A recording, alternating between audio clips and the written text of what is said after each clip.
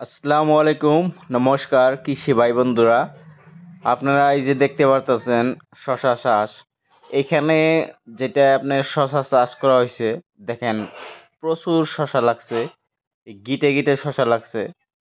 তো কোনো কোনো সময়, কোনো সময় বলবো না, শশার আপনার সিড নিয়েও কথা হয়, কিন্তু এখানে কিছু কথা হয় কিছু পদ্ধতি নিয়ে।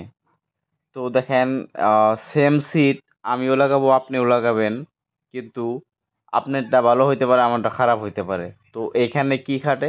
পদ্ধতি, কোন পদ্ধতিতে আপনি করছেন বা কোন পদ্ধতিতে আমি করছি। তো এইখানে আপনারা লক্ষ্য করতে পারেন যে উনি মালচিং পেপার ব্যবহার করছে। তো মালচিং পেপার কিন্তু সবাই ব্যবহার করে না।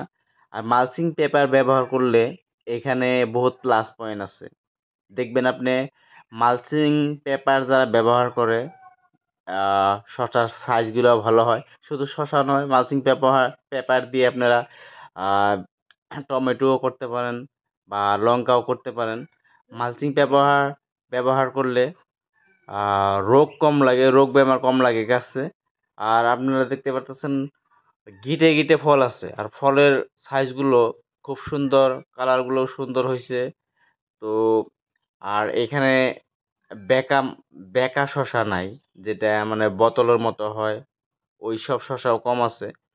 তো মালচিং করলে বেশি টাকা লাগে না। আর যেটুক টাকা লাগে দেখবেন আপনি লেবার খরচাটা বেঁচে যাবে।